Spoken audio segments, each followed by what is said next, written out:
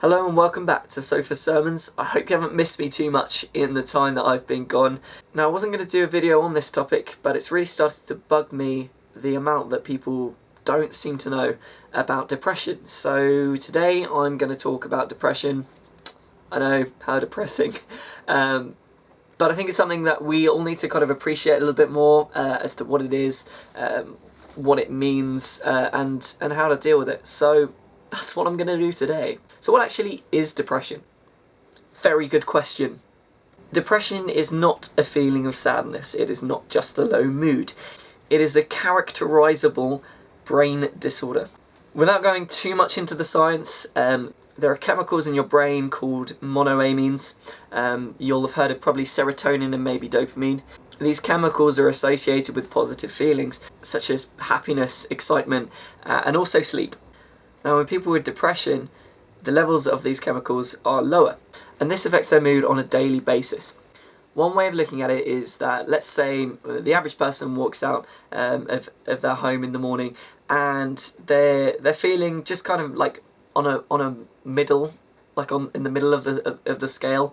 So they're feeling like okay, and if they have a good day, that's going to bring them up to happy. And if they have a bad day, that'll bring them down to sad.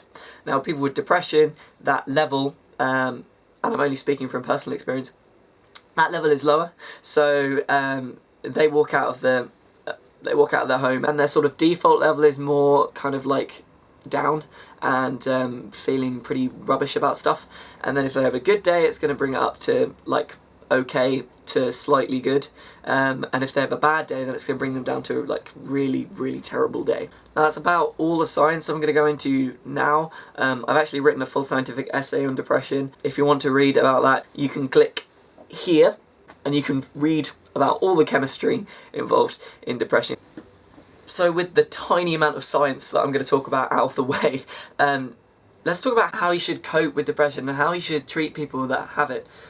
So starting with coping with it. Now, my first recommendation is that if you're feeling down all the time, you think you might have depression, then you need to see a doctor, because like I said, this is a genuine illness. It's not just something that you can get over and it will go away. There are genuine strategies that you need to implement in your life to kind of get to that stage. So definitely seek medical attention if you feel like you have depression, or if you know you have depression, you've been previously diagnosed.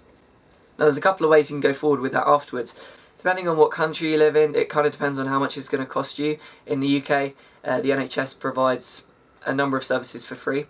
So number one is going to be your medical option, which is going to be antidepressants, which are usually serotonin selective reuptake inhibitors, or SSRIs, the most common of which will be Prozac or fluoxetine.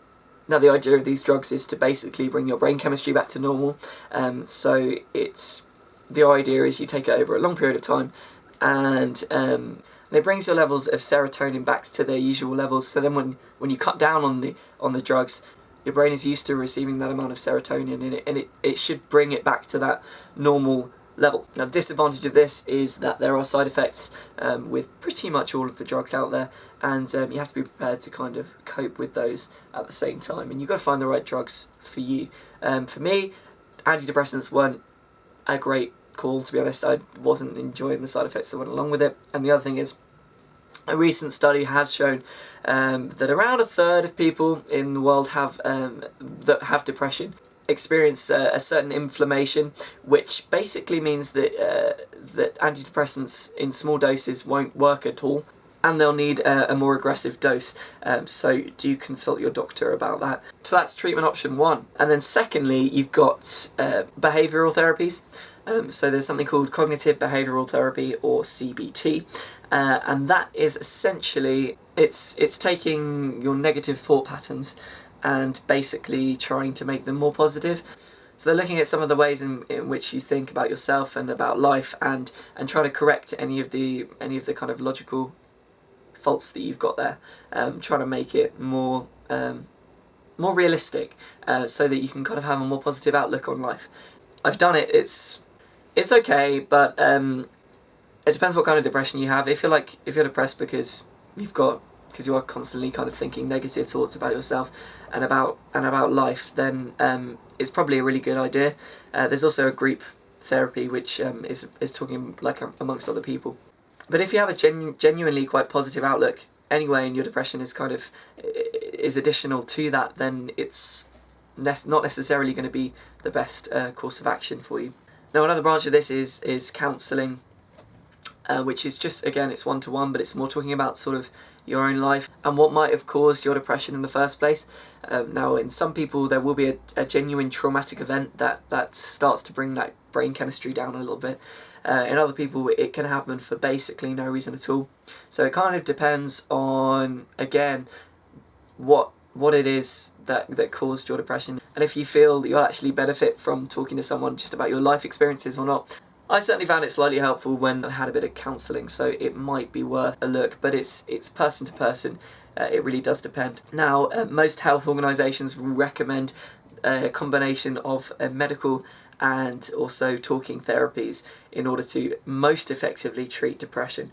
You don't have to talk to a professional in order to kind of fulfill the talking therapy requirements.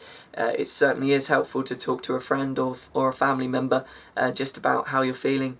So that can come under the kind of talking therapy kind of thing, but if you've got no one that you want to talk to or you feel comfortable talking to, then it's probably better to find someone more in the professional realm. Now, this can cost a lot more money if you live in a place like America and you don't have good medical insurance.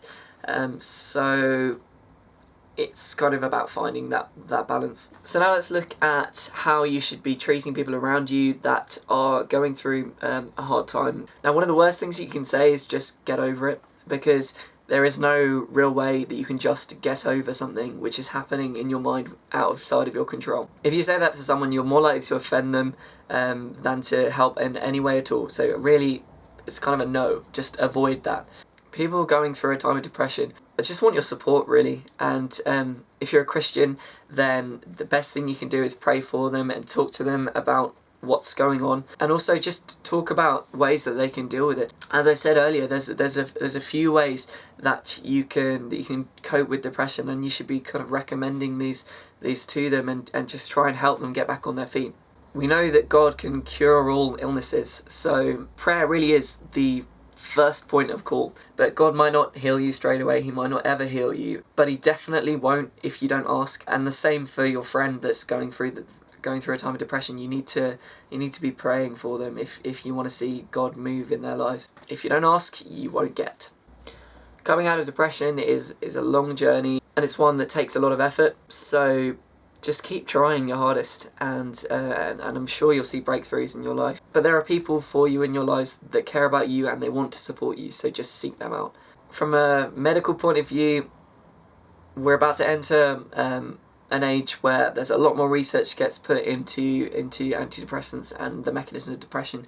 And the reason for that is that the patents for the drugs that treat depression at the moment are about to run out. They've got about 40 years on them. And when they do, that means that all drugs companies will start being able to produce these antidepressants a lot cheaper. And that gives pharmaceutical companies an incentive to basically research and find better treatments, so that they are ones that they're going to make money from, basically, because they're going to stop making money on all the ones that they've currently got patents for. It's kind of evil, there's no morals there, but that's just the world of medical treatments, I'm afraid. So yeah, I hope you learned a little bit from this video. Like I said, I've been through it all myself, so I know what it feels like, and I've studied it a little bit as well. So do let me know if I've helped at all in anything that I said, and feel free to share this video if you think that it's something that people will benefit from hearing. Other than that, I really do hope you have a great day, and I'll see you in the next video.